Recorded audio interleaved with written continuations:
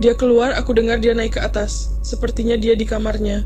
Dia bilang ada seseorang di sini dan aku bisa tahu dia ketakutan, lalu dia berlari turun ke bawah. Kita sedang melihat wawancara polisi pertama dengan Dylan Mortensen, salah satu dari dua teman sekamar yang selamat dari pembunuhan di King Road. Dia menggambarkan pria yang dilihatnya berjalan di rumah pagi itu. Aku menatap matanya, dia juga, tapi dia tak mendekat atau melihat apa-apa.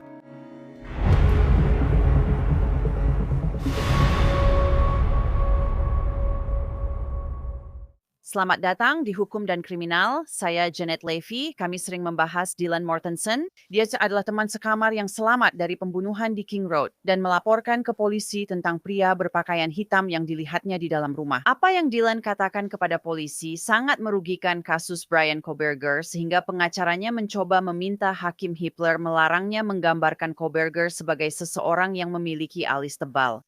Kohberger kini mengakui membunuh Maddie Mogen, Kaylee Gonsalves, Santa Kronodle, dan Ethan Chapin pada 13 November 2022. Sebelum mengaku bersalah, dia berniat menjalani persidangan menurut pengacaranya. Deskripsi tentang alis tebal sama baiknya dengan Dylan yang menunjuk ke arahnya di pengadilan dan berkata bahwa dialah orangnya. Mereka mengatakan begitu, meskipun Dylan mengaku tidak yakin setelah melihat foto Kohberger usai penangkapan, apakah dia pria berbaju hitam yang dilihatnya berjalan ke arahnya di rumah sekitar pukul 4 pagi, sehingga pengacara Kohberger meragukan kesaksiannya. Mereka bahkan menyoroti seberapa banyak dia minum sehari sebelumnya untuk mencoba mendiskreditkannya. Bayangkan apa yang mereka lakukan jika dia bersaksi di sidang. Usaha pengacara Kohberger mengesampingkan deskripsi alis tebal Dylan gagal dan tidak diterima. Dylan akan diizinkan bersaksi tentang pria yang dia lihat di dalam rumah jika persidangan tetap berjalan. Sekarang kita melihat wawancara resmi pertama Dylan dengan polisi setelah panggilan 911 minggu lalu. Saya sudah menunjukkan kepada Anda klip berdurasi 5 menit yang tampaknya direkam setelah yang akan saya tunjukkan ini. Ya, tapi sebelumnya, mari kita lihat rekaman kamera tubuh yang diambil tepat sebelum wawancara ini. Yang saya dengar hanya dia naik ke atas dan berkata, "Oke, aku mau tidur sekarang," karena memang dia naik. Kylie dan anjingnya, Murphy. Dan naik ke lantai atas. Ya, disitulah kamarnya.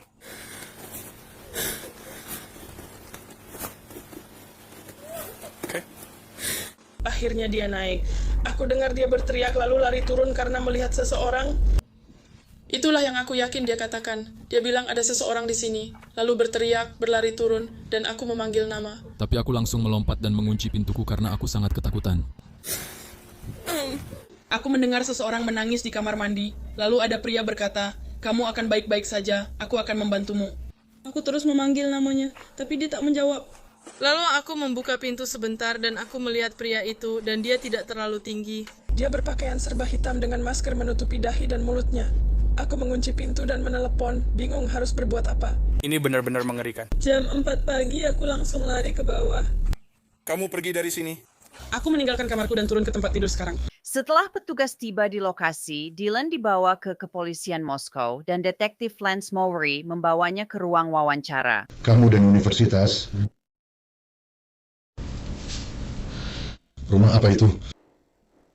Apa maksudmu? Apakah itu sebuah apartemen? Itu rumah. Oke, aku tidak tahu ceritanya. Jadi aku minta maaf. Aku tidak tahu apakah ada pekerjaan di sana. Iya. Oke, jadi ceritakan apa yang kamu tahu. Oke, jadi kami ada pesta titik koma, jelas ya kami minum-minum. Aku pergi ke rumah temanku. Kapan pestanya itu? Aku rasa aku pergi ke sana sekitar jam 10.30-an. Tadi malam atau pagi ini? Tadi malam.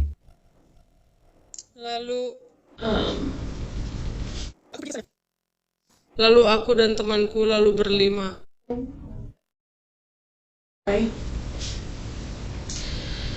Lalu kami semua langsung tidur.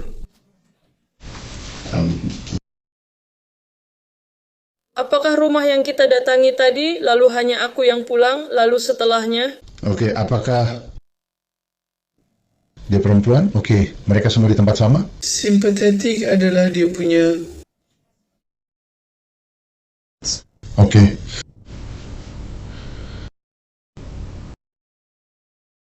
Scott? Oke, kalian di sana dan pulang lebih awal. Ya. Dan kemudian akhirnya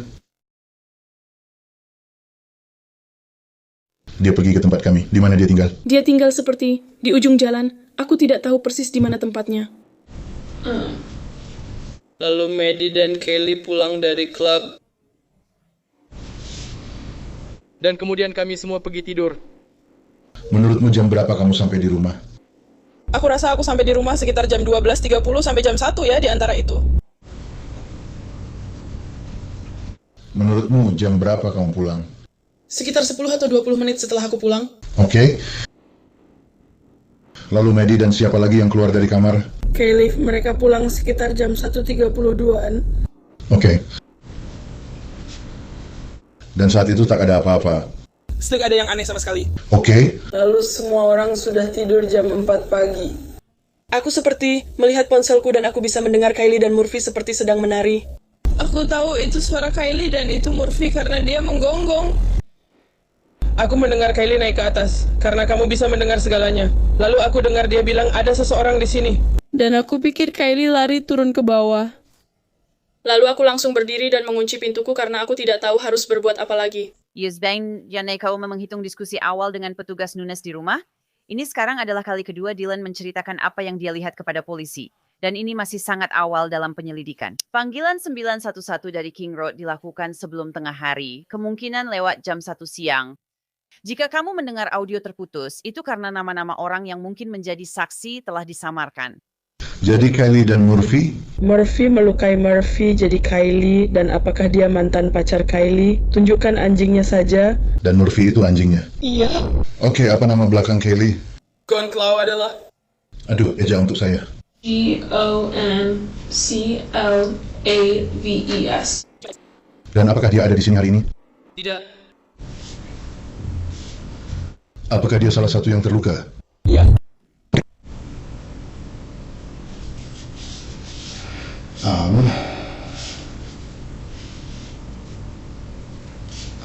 Oke, di mana kamar Kelly dibanding kamarmu? Seperti tepat di atas kamarku. Kamu di lantai 1, lantai 2. Lantai 2. Dan dia di lantai 3? Iya. Oke.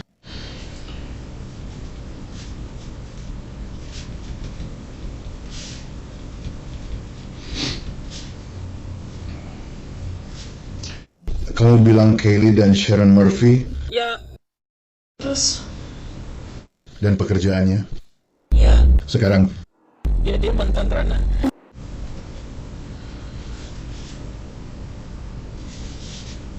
Oke, ada masalah antara Kelly? Enggak, mereka benar-benar teman baik.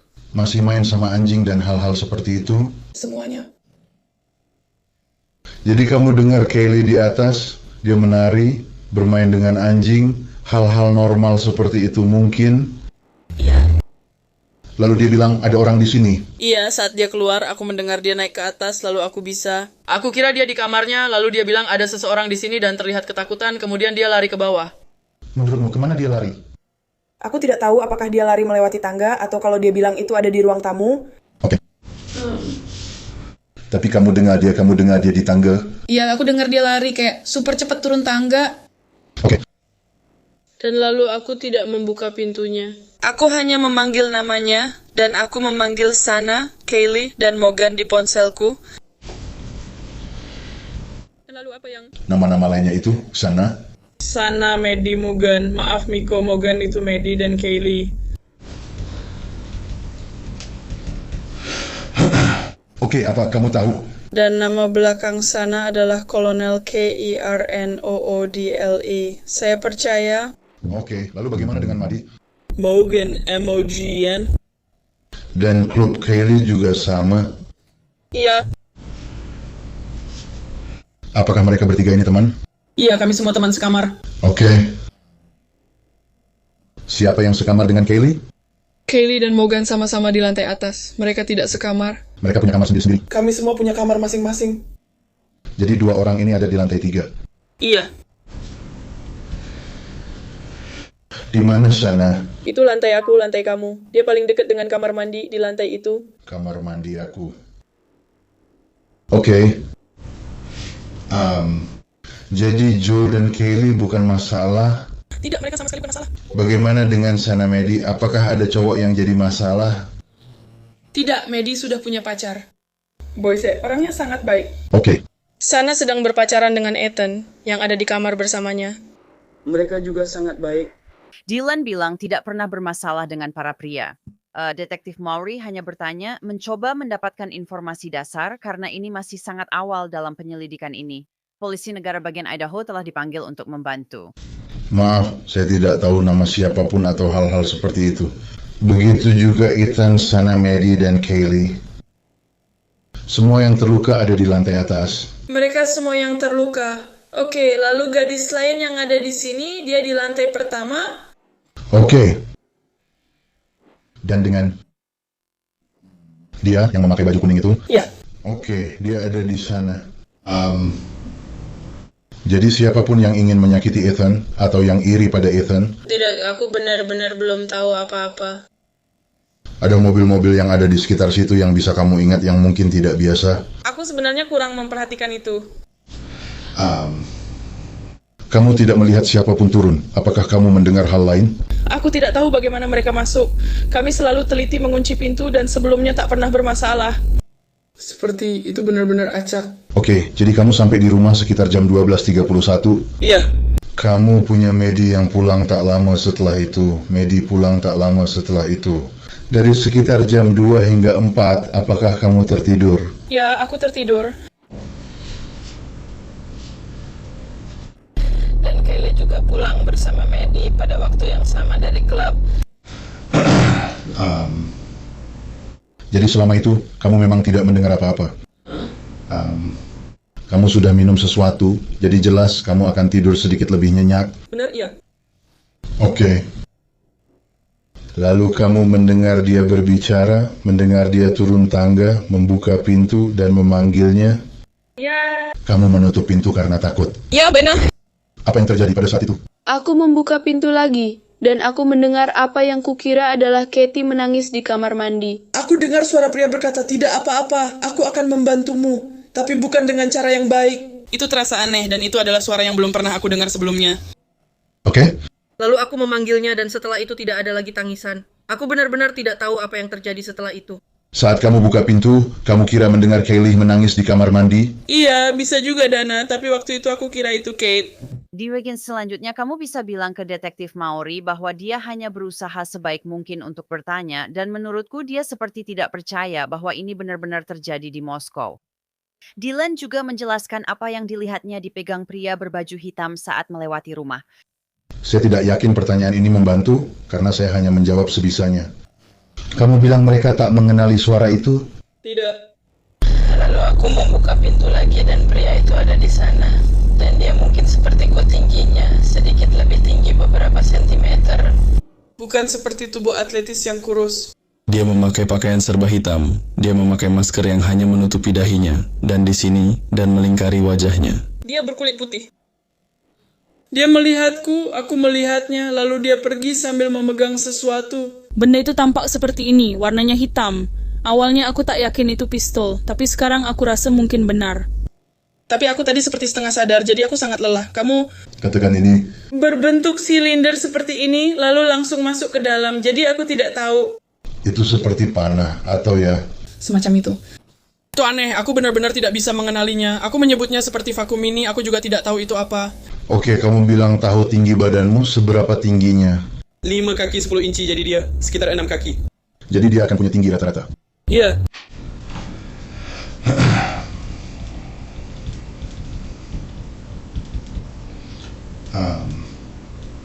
Ada nggak sih ya salah satu cewek di rumah ini ngalamin hal aneh atau kejadian aneh dalam beberapa minggu terakhir yang mereka ceritakan? Semuanya normal, tidak ada telepon atau pesan aneh, juga tidak ada kejadian aneh di Moskow.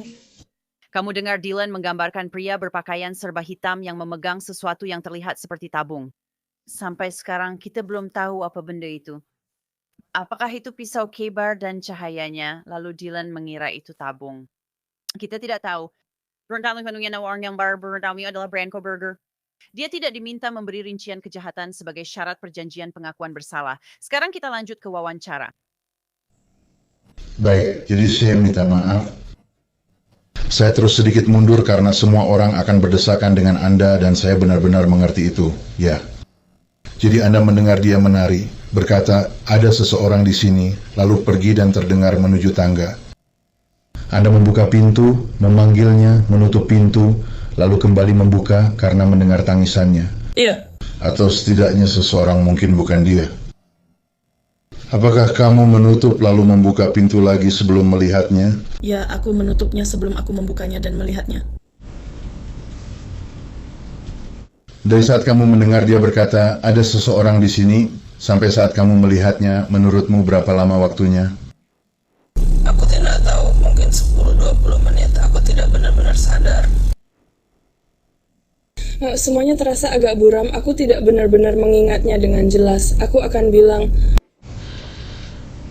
Oke, jadi bantu aku mencari tahu di mana. Seperti yang ku bilang, aku belum pernah masuk ke gedung itu. Di mana jika ini adalah denahnya, di mana apartemenmu akan berada di mana? Oke, jadi kamarmu? Harusnya aku bilang, Aku rasa misalnya pintunya ada di sini. ini apartemennya atau ya itu saja. Ini seperti satu rumah utuh dengan tangga naik diagonal seperti ini. Oke. Ruang tamu. Kamu sedang melihat ruang tamu, di sebelah kanan ada kamar mandi dan kamar dana, tepat di depanmu adalah kamarku. Dan tangganya. Di lantai 2. Benar? Ya. Jadi di lantai 2 ada tangga dan kamar mandi di sini. Kamar mandi. Dan dana ada di sekitar sini. Kamarku persis di depannya. Oke. Dan ada dapur. Jadi ini dapurnya. Kemudian ada tangga ke lantai 2. Oke, jadi itu ke atas.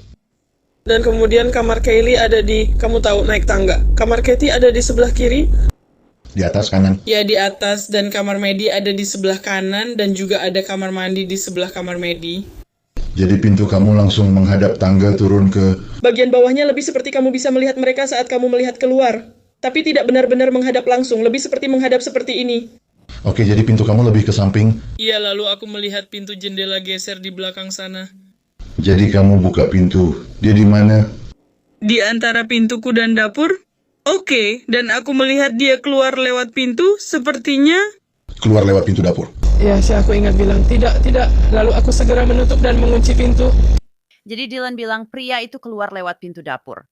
Lalu untuk pertama kalinya, topik tentang mata dan alis pria berpakaian serba hitam itu muncul. Oke, jadi ini, apakah ada dek di belakang? Itu hanya semen dan tidak ada pagar, jadi sepertinya siapa saja bisa masuk. Di SO, Apakah lantai bawahnya seperti basement yang mendapat cahaya matahari, jadi kamu bisa masuk dari situ, lalu keluar ke belakang, naik 1 tingkat? Ya, oke. Oke. 510 semuanya hitam. Apa kamu bisa melihat warna alisnya atau hal lain seperti itu? Tidak, aku juga lupa seperti apa matanya. Oke. Dia tidak mengatakan apa-apa padamu. Maksudku, aku melihat matanya dan dia melihatku, tapi dia tidak berjalan ke arahku dan tidak mengatakan apa-apa. Oke. Kedengarannya memang aneh. Namun aku tak mengenali matanya, jelas orang kulit putih. Ya, jelas-jelas orang kulit putih. Oke, ada bau apapun atau hal-hal aneh seperti itu. Apa yang terjadi setelah dia pergi? Aku menelepon. Aku mendengar suara seperti kembang api dan tidak langsung sadar apa yang terjadi. Aku bilang padanya, aku sudah menelepon semua orang, tapi tidak ada yang menjawab. Aku setengah sadar dan tidak terlalu memikirkannya. Aku kira Edwin tidur, lalu aku ke kamarnya, kami kunci pintu dan langsung tidur. Pagi ini sekitar jam 11 atau 12, kami menelepon semua orang, tak ada yang bangun, dan kami merasa sangat buruk. Jadi aku menelepon. Dano Sherman katanya, kamu harus segera menelepon polisi sekarang. Dia tidak membiarkan kami melihat apa yang terjadi karena dia tidak ingin kami melihatnya. Beberapa hari kemudian, Dylan memberitahu penyelidik bahwa pria berbaju hitam itu beralis tebal. Namun setelah menelepon 911, dia mengaku tidak tahu warna alis atau bentuk mata pria itu. Tapi dia bilang dia tahu itu pria kulit putih. Tidak mendengar ada mobil yang dinyalakan, tidak ada hal seperti itu setelah kejadian. Tidak. Lalu tak ada siapa-siapa. Apakah ada yang merasa kehilangan atau melihat sesuatu di media sosial manapun? Tidak. Ada yang membicarakan apapun? Tidak. Oke.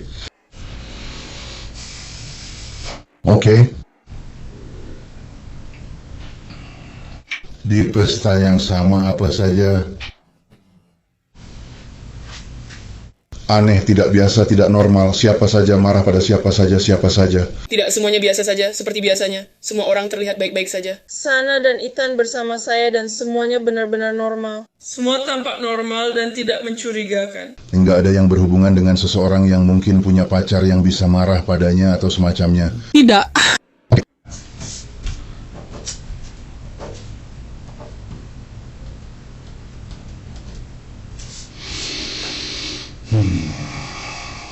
Ada hal lain yang bisa kamu pikirkan, yang sebaiknya aku tahu. Yang aku tahu hanya aku bilang ada ledakan keras, tapi aku tidak mendengarnya. Aku juga tidak tahu bagaimana aku melakukannya. Karena aku ada di lantai itu, dan kamu tepat di bawahnya, tepat di bawah aku dan Dana, dan aku di lantai yang sama. Jadi seperti Zana dan aku bilang, lantai yang sama di sini. Sana berada di antara kamar mandi dan dapur. Ya, kurang lebih begitu. Ada seperti dinding, lalu ada dapur, kamar Dana, kamar mandi. Oke. Sekarang bagian wawancara ini selesai. Ingat, ini terjadi setelah polisi datang ke rumah itu. Saya akan memberikan ini kepada Anda. Kalau Anda teringat sesuatu lagi, itu sangat normal. Oke. Untuk tiba-tiba saja teringat sesuatu. Anda melihat sekotak kentang goreng lalu teringat sesuatu. Siapa yang tahu apa yang akan memicunya? Oke. Kalian pasti punya beberapa sumber daya di kampus, seperti Career and Talent Center, bukan? Iya. Manfaatkan sepenuhnya semua itu. Oke. Ini bukan hal yang normal, ini bukan sesuatu yang bisa kamu atasi sendiri begitu saja, biasanya. Iya. Pastikan menerima bantuan itu. Silakan hubungi kami jika ada pertanyaan. Saya sendiri tidak tahu siapa penyidik utamanya. Tapi jelas, Jika Anda menelepon dan menyebut nama saya si Anu, bicara ke kantor. Mereka akan menghubungkan Anda ke Maorinya. Siapapun yang kita butuhkan. Oke. Ada lagi?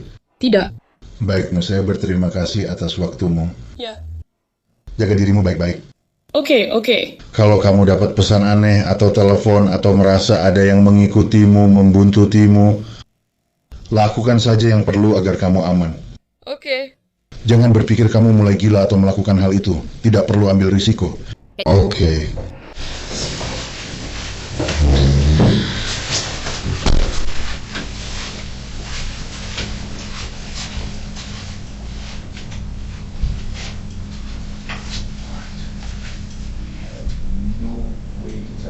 Siapa saja yang ingin jadi sukarelawan?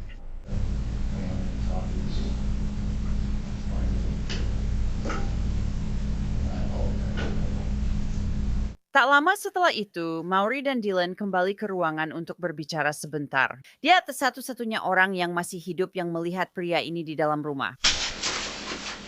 Jadi saya pikir mungkin ada seseorang yang mengatakan sesuatu yang kamu katakan. Saya rasa kita akan bisa melakukan ini. Apakah kamu pernah menangani dia dalam riwayat terbaru? Apakah ada seseorang yang menurutmu mungkin menguntit atau bertingkah aneh padamu? Tidak, maksudku berbicara. Ingat sekitar sebulan yang lalu aku pikir salah satu petugas polisi. Saat Kaylee membawa Murphy keluar, dia melihat bayangan. Ya. Oke. Dan saat Kai sedang di Winco, Zana ada di mobil. Dia menyadari ada pria yang mengikutinya. Dia mengambil barang dari keranjang dan melihat di cermin bahwa pria itu ada di belakang mobilnya. Jadi jelas dia memang mencoba mengikuti Zana, dan itu terjadi sekitar 2 atau 3 minggu lalu. Dylan sudah bilang ke detektif Maury bahwa mereka biasa mengunci pintu. Lalu dia menambahkan info soal pintu-pintu di rumah itu. Lalu, sekitar seminggu yang lalu, pintu kami rusak, tapi aku, Maddie, dan yang lain di rumah, dan pintunya terbuka lebar. Dan seperti jelas ya, pintunya memang rusak. Tapi itu juga bisa jadi karena hal lain juga. Pintu depan kah? Iya. Oke, apa kamu pernah menemukan pintu geser belakang terbuka atau apa saja? Biasanya itu terkunci. Bagaimana kondisinya? Kami biasanya rajin mengunci, tapi tadi malam sepertinya lupa. Dan siapa? Sepertinya kode pintu depan cukup banyak diketahui orang. Hanya orang yang kenal kami yang tahu kodenya, orang luar tidak akan tahu. Benar, karena Han berkata dia tahu kodenya. Iya. Jelas sepertinya dia akan tinggal dengan kalian. Mungkin saja. Sepertinya dia tidak tahu. Oke. Apakah Kaylee pernah bilang sesuatu atau melaporkan keanehan itu ke orang lain selain kalian? Enggak, maksudku, soalnya nggak ada bukti. Tahu kan, aku juga nggak bisa ngapa-ngapain soal itu. Dan orang-orang memang aneh. Kami sempat takut sebentar, tapi setelah itu tidak terlalu memikirkannya lagi karena tidak ada hal aneh lagi. Apa dia lihat mobil apa yang dikendarai orang itu? Nggak ada yang seperti itu. Kelly kerja di mana? Dia kerja di rumah untuk sebuah bisnis. Aku rasa aku nggak ingat persisnya apa. Jadi dia cuma di bagian bengkel untuk dirinya sendiri. Oke, bagaimana dengan Madi dan Susana? Mereka kerja di mana? Madi dan Santa sama-sama bekerja di Mad Creek. Lalu Madi juga punya magang berbayar lewat bisnis ini juga. Itu dilakukan secara online di rumah.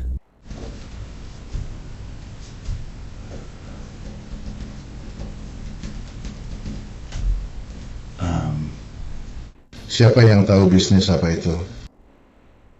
Bagaimana saya bisa mengetahuinya? Kamu mungkin tahu. Aku lupa namanya. Karena mereka jurusan bisnis, mereka bisa dapat pekerjaan ini lewat jurusan mereka. Percakapan kemudian beralih ke Murphy, anjing yang dimiliki Kaylee bersama mantan pacarnya. Ingat Dylan bilang dia dengar Kaylee dan Murphy menari, lalu orang yang dikira Kaylee naik ke atas? Ya, tapi kemungkinan besar itu adalah Sana yang naik ke tangga lalu berteriak, ada seseorang di sini.